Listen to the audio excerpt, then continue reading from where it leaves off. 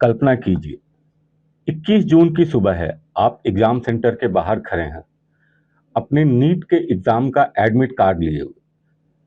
दिल की धड़कनें बहुत तेज है और दिमाग में सिर्फ एक सवाल घूम रहा है, क्या मैं इस बार अपना सपना पूरा कर पाऊंगा? लेकिन मेरे दोस्तों, मेरे चैंपियंस, क्या आज आपसे मैं एक सीधा और कड़वा सवाल पूछना चाहता हूँ। पिछले कुछ महीनों में जो पेपर लीक के इस काले प्रकरण के बाद जितना दर्द, जितनी अनिश्चितता और जितना मानसिक तनाव आपने झेला है, क्या उतना भारत के किसी भी बैच ने झेला है? देखिए, मई में एग्जाम हुआ, 3 मई को परीक्षा की तारीख बदल गई, एग्जाम कैंसिल हुआ। आपकी तैयारी का पूरा रिदम टूट गया, मोटिवेशन पूरे तरीके से ऊपर नीचे होता रहा। लेकिन एक बात जो आज अपनी डायरी में आप लिख लीजिए कि जो विद्यार्थी इस भयंकर मानसिक तूफान और कठिन समय में भी पैर जमाकर टिक गया है, उसको 21 जून को सफल होने से दुनिया की कोई ताकत नहीं रोक सकती। 21 जून जो है वो सिर्फ कैलेंडर की एक तारीख नहीं है, ये आपके अनुशासित होने का प्रमाण है। कई छात्र अब थक चुके होंगे, सोच रहे होंगे कि यार अब याद नहीं रहता, अगर इस बार भी नहीं हुआ तो क्या होगा। याद रखिए कि युद्ध में जो शूरवीर उतरते हैं, डर तो उनको भी लगता है। फर्क सिर्फ इतना है कि वो डर के आगे अपने घुटने नहीं टेकते बल्कि आगे बढ़ते हैं। तो आप वो शूरवीर हैं, आपको डरना नहीं है। और इस नीट का जो री एग्जाम हो रहा है 21 जून को, उसमें दोबारा पूरी मेहनत, पूरी ताकत के साथ रीअपियर होना। इस बार जो एनटीए ने ना आपकी सहूलियत के लिए कुछ बड़े बदलाव कर दिए हैं। सबसे जो पहला बदलाव किया है कि उनने नीट का समय जो है 180 मिनट, मतलब 3 घंटे की जगह 195 मिनट कर दिया। 15 मिनट एक्स्ट्रा दिए हैं, जो फॉर्मेलिटीज होती है, औपचारिकता जो आप एग्जाम से पहले करते हैं उसके लिए। तो आपको 15 मिनट का अतिरिक्त समय दिया रहा, ताकि आप पूरा जो 3 घंटे का समय है वो अपने क्वेश्चन पेपर को दे सकें, उसको सॉल्व करने में दे सकें। दूसरा जो बदलाव किया है कि पहले नीट के एग्जाम में सिर्फ 2 पेज दिए जाते थे रफ वर्क के लिए, इस बार 2 की जगह 4 दिए गए। 2 पेज जो पहले इंस्ट्रक्शन शीट के बाद मिलेंगे, और 2 पेज जो है बिल्कुल क्वेश्चन पेपर के सबसे आखिरी में मिलेंगे। तो अब समय बहुत कम है। अब नई किताबें उठाने का, नए चैप्टर छूने का या नई रणनीतियां बनाने का अब समय नहीं है। अब सिर्फ और सिर्फ एग्जीक्यूशन का समय है। अब ये जो बचे हुए दिन हैं उसमें सिर्फ 5 काम आपको करना है।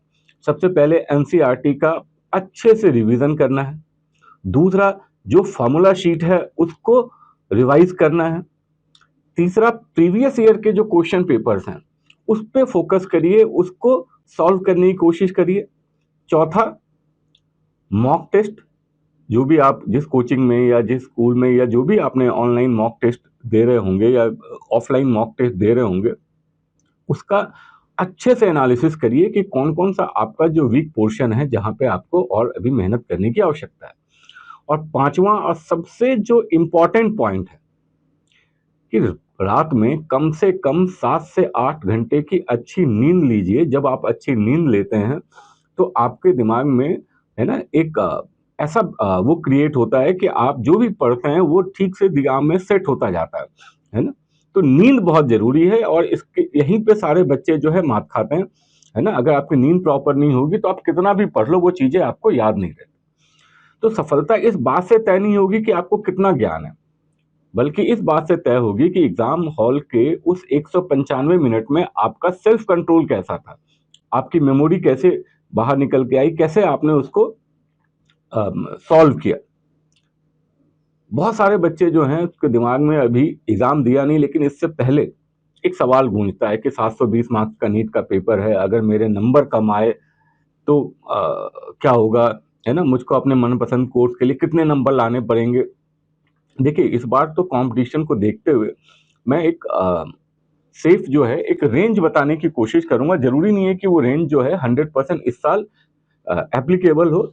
पिछले सालों में जो नीट के स्कोर के आधार पे जो कॉलेजेज अलॉट हुए हैं, उसके हिसाब से मैं आपको बताना चाहता हूँ कि जैसे जो टॉप कोर्स है नीट का, एमबीबीएस, उसमें अगर आपको गवर्नमेंट कॉलेजेज में जाना है तो आपको 620 630 से ऊपर ही नंबर लाने पड़ेंगे। वहीं प्राइवेट कॉलेजों में तो 450 460 से लेके 600 के बीच में प्राइवेट कॉलेजेज में हो जाता है।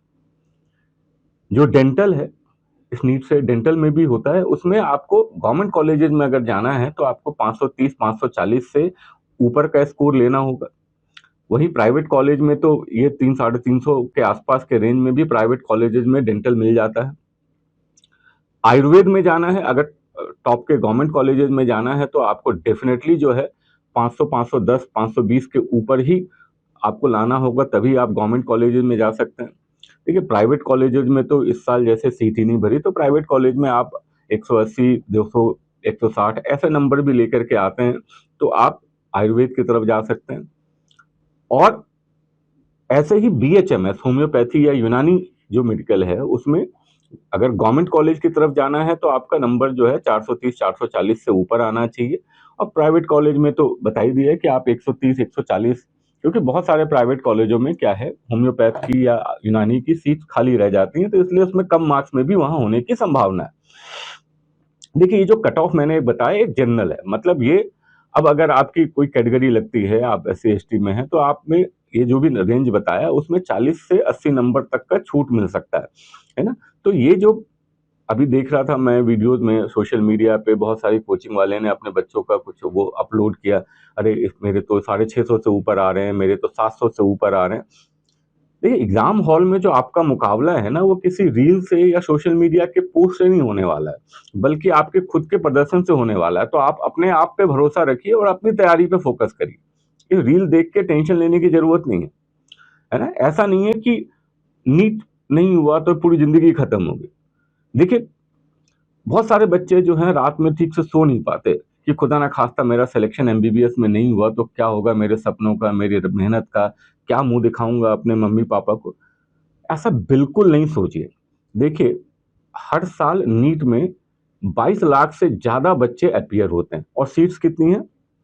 1 लाख, 1 लाख सवा लाख के आसपास टोटल एमबीबीएस की सीट है। एग्जैक्ट डेटा आप देख सकते हैं। तो बाकी के बच्चे जो होंगे 21 लाख, उनका क्या होगा? क्या वो जीवन में कभी सफल नहीं हो पाएंगे? ऐसा बिल्कुल भी नहीं है। देखिए मेडिकल और साइंस के क्षेत्र में ऐसे कितने सारे बेहतरीन कैरियर उपलब्ध हैं जहां लोग एमबीबीएस से भी शानदार मुकाम और इज्जत हासिल करते हैं। तो डेफिनेटली आप कोशिश तो करिए कि सबसे पहले कि आपके मार्क्स अच्छे आ जाएं, है ना, तो आप एमबीबीएस की तरफ चले जाएं। लेकिन अगर किसी कारणवश आपका एमबीबीएस में सिलेक्शन नहीं होता है तो आप बिल्कुल निराश ना हो। इसके बाद बहुत सारे ऑप्शन है, जैसे सबसे ऊपर आप देखें तो डेंटल, बीडीएस जो है डेंटल सर्जरी। यहाँ आप हेल्थ केयर में अगर रहना चाहते हैं तो देखिए कॉस्मेटिक डेंटिस्ट्री और रूट कनाल ऐसे क्षेत्र हैं डेंटिस्ट के जहां डिमांड जो है आसमान छू रही है। आप खुद का क्लिनिक खोल के बहुत बेहतरीन कमा सकते हैं। दूसरा जो है आयुष, मतलब जिसमें बीएएमएस बीएचएमएस और यूनानी जो है बीयूएमएस आते हैं। देखिए वर्ल्ड लेवल पे क्या है, आयुर्वेद और होम्योपैथिक की जो एक्सेप्टेंस लेवल है वो बहुत ज्यादा बढ़ती जा रही है। तो इन कोर्सेज को करके भी आप रजिस्टर्ड मेडिकल प्रैक्टिशनर बन सकते हैं और सरकारी और प्राइवेट दोनों सेक्टर्स में बहुत ऊंचे ऊंचे पदों पे जा सकते हैं। तीसरा है बीएससी नर्सिंग। इसको छोटा समझने की गलती बिल्कुल मत करिएगा। भारत और विशेषकर विदेशों में, यूएस यूके गल्फ कंट्रीज में स्किल नर्सेज की बहुत भारी कमी है और वहां जो सैलरी है वो लाखों में होती है। तो आप बीएससी नर्सिंग की तरफ भी मूव कर सकते हैं। चौथा है फार्मेसी। अगर आपको बायोलॉजी के साथ साथ जो है केमिस्ट्री भी अच्छी लगती है तो आप भारत का जो फार्मा सेक्टर है ना, वो दुनिया का सबसे बड़े सेक्टर्स में से एक है।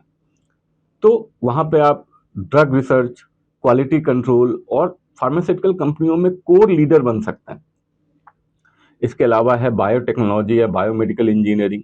ये भी भविष्य जो है पूरे तरीके से सुरक्षित है। जीन एडिटिंग, मेडिकल डिवाइसेस और आजकल ये जो एआई आधारित, मतलब आर्टिफिशियल इंटेलिजेंस बेस्ड जो ड्रग डिस्कवरी हो रही है, इसमें इस क्षेत्र में रिसर्च और इनोवेशन के बहुत सारे ऑप्शंस उपलब्ध हैं। एलाइड हेल्थ साइंसेज की बात करें, एलाइड साइंसेज में जिसमें आता है physiotherapy, radiology, medical lab technician, operation theatre की टेक्नोलॉजी, इनके बिना कोई भी हॉस्पिटल एक दिन भी काम नहीं कर सकता और इसमें जो है एम्प्लॉयमेंट के 100% चांसेस है। तो आप एलाइड हेल्थ कोर्सेज की तरफ भी मूव कर सकते हैं। और इसके अलावा जो नॉन मेडिकल कैरियर है वो तो है ही कि आप अगर आपकी मेहनत करते हो, आपकी क्षमता के अनुसार आप सिविल सर्विसेज की तैयारी कर सकते हो, आप डेटा साइंस की तरफ मूव कर सकते हो, मैनेजमेंट में जा सकते हो, है ना, एंटरप्रेन्योरशिप की तरफ मूव कर सकते हो। तो ये तो ऑप्शंस हैं ही। तो देखिए दोस्तों कि ये जब भी ऐसा घबराहट हो या प्रेशर महसूस करो तो उसे डर मत बनने दो, उसे अपनी ऊर्जा में बदल दो, अपनी एनर्जी में कन्वर्ट करो। शीशे के सामने खड़े हो, आईने में देखकर और आंखों में आंखें डालकर बात करो कि मैंने ईमानदारी से नीट की मैं तैयारी की है और ये जो री एग्जाम होने वाला 21 जून को, इसके लिए मैं पूरे तरीके से तैयार हूं और मैं अपना सर्वश्रेष्ठ दूंगा। तो याद रखिए कि जब 21 जून को आप इस एग्जाम हॉल की दहलीज पर कदम रखेंगे तो आप अकेले नहीं होंगे, आपके साथ रहेगी जो जो कड़ाके की ठंड में, तपती गर्मियों में जो आपने मेहनत की है, आपने जो रात रात भर जग के पढ़ाई की है, आपकी किताबें जो घिस चुकी हैं, आपके टीचर्स का आप पे जो अटूट विश्वास है और आपके माता पिता की आंखों में जो आपको लेकर के एक छिपी हुई उम्मीद है, उनकी दुआएं हैं, ये सब आपके साथ हैं। इसलिए डरना या रुकने का अब समय बिल्कुल नहीं है, अब आप पूरी ताकत के साथ चमकने का समय आ गया। तो नीट जो है सिर्फ एक रास्ता है, आपकी जिंदगी की आखिरी मंजिल नहीं है। तो आप इस 21 जून को होने वाले री एग्जाम में इस जंग को फतह करने के लिए पूरे तरीके से तैयार हैं, है ना। तो आप उसे पूरे तैयार करिए और पूरे जोश के साथ आप इस कमेंट बॉक्स में लिखिए कि हाँ सर, मैं 21 जून को अपना बेस्ट दूंगा। अपने सभी दोस्तों के साथ, जानने वालों के साथ वीडियो को शेयर करिए, है ना, जो इस समय तनाव में है या उनको ऐसा लगता है कि ये क्या होता है, एग्जाम से ज़्यादा एग्जाम का भय सताता है।